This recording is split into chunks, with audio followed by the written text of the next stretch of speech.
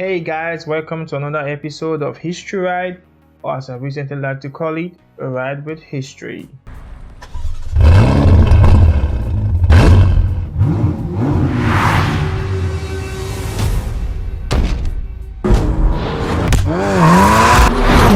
That was the sound of a V8 engine roaring at almost 7,000 RPMs. Such an amazing piece of machinery. Sorry electric car fans, although the future might be yours, but the present is definitely us. And by us, I mean ICE, not Immigration and Customs Enforcement. No, I mean the internal combustion engines. They are the heart that moves our asses around. Let's not get lost in engines, okay? Today's video is centered around how automobiles have been made in the past to the modern day factories that can cover as much as 5 million square feet in factory space and can spit out a car every 30 seconds. A wonder called the assembly line was born.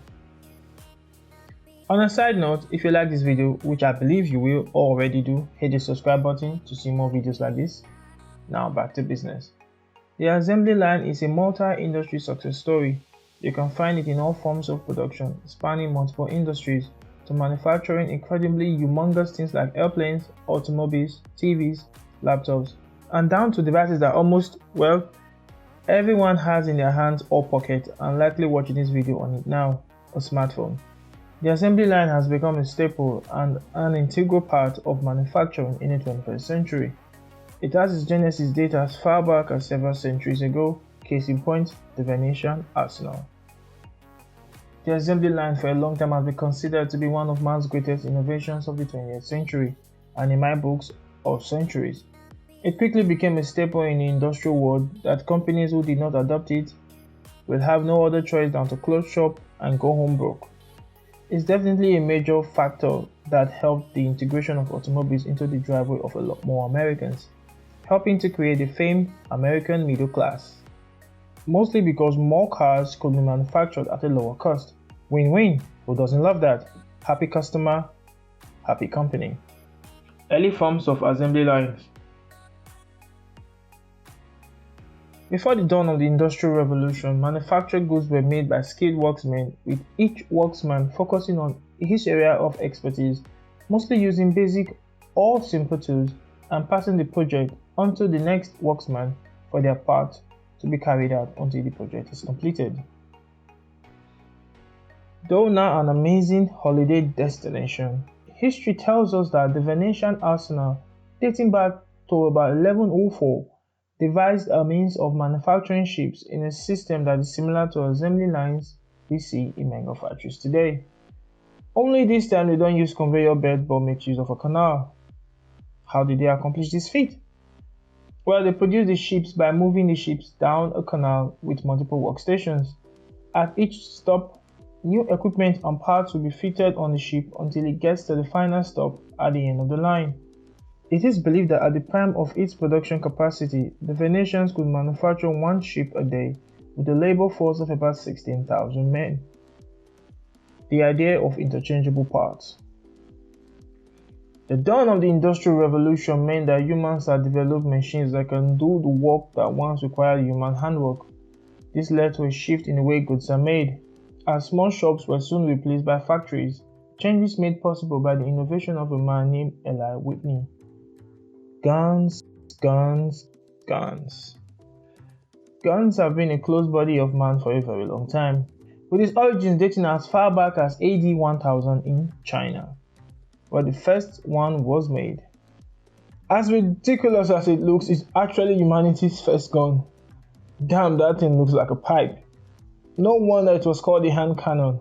Would be a horrible day if you were pointing it the wrong way. Anyways, I guess that's why it's made in China.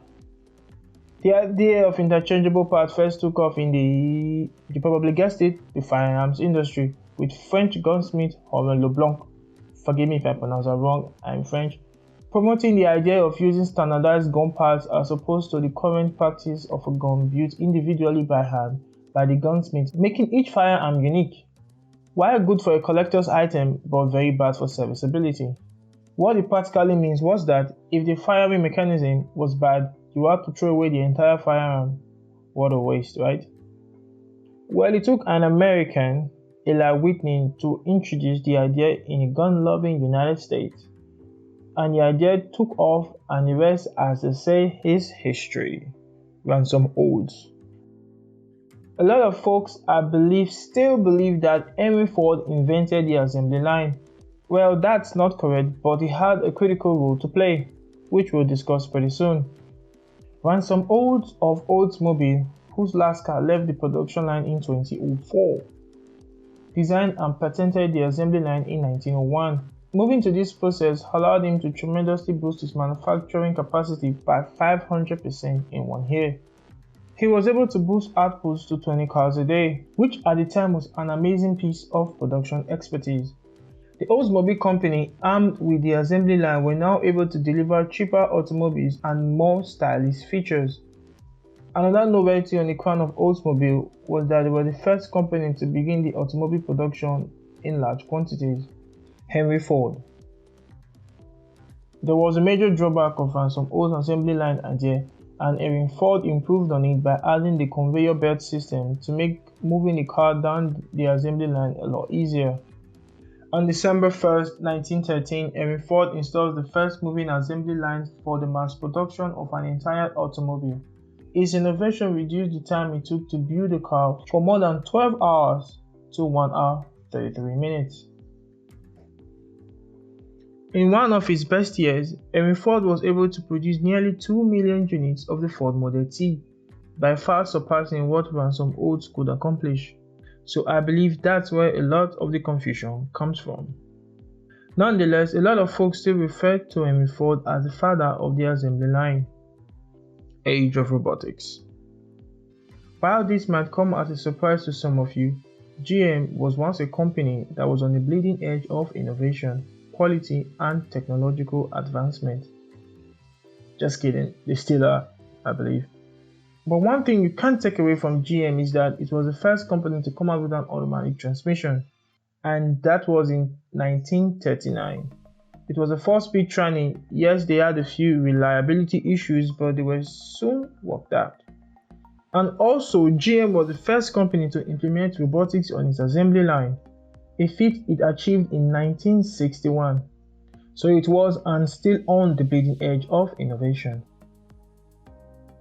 In 1969, Victor Sherman at Stanford University invented the Stanford Arm, an all-electric 6-axis articulated robot designed to permit an arm solution.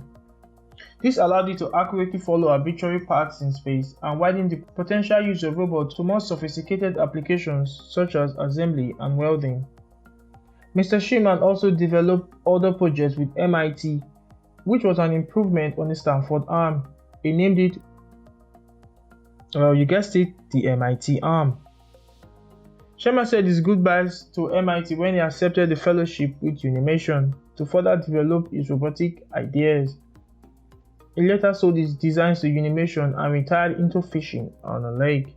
Just joking, he didn't do that, but he did sell his designs to Unimation, and Unimation partnered with GM to further develop the designs. Well, since then there has not been a significant shift from what robotics can do on the assembly line, just progressive improvement and fine-tuning to available ideas and designs. Engineers have been pushing the boundaries for what robots can do in the field of assembly, not just having very awkward conversations with humans in forms of personal assistance. Hey Siri. More advanced robots like the UB-R01 was launched by Unbounded Robotics with greater intelligence and mobility. I know it doesn't look assembly line ready yet, but it's a working concept of what can be possible in the no distant future, I hope. One key issue right now with today's assembly line is that robots and humans do not get in each other's way or cross paths. Oftentimes they are separated with a fence for added safety. Why not? Because things might get messy. For one of the parties, that's for sure. And a robo guy won't even break a coat of paint. So newer robots are being developed like the UBR1. I think UBR stands for Unbounded Robotics version 1. Anyway, they are equipped with sensors to make them aware of their environment to prevent such accidents. These robots are designed to bridge this gap to create a more friendly and safer robo-human work environment. Don't mind me, I just made that up. which is said to be the future of manufacturing and probably into other spheres of life. Prepare for a robot doggy that cleans up his metallic poop after itself. I know, I would want that too. I don't know about you, but that's some weird doggy. Definitely not made for outdoors. You don't want sand and dirt getting in between its delicate joints.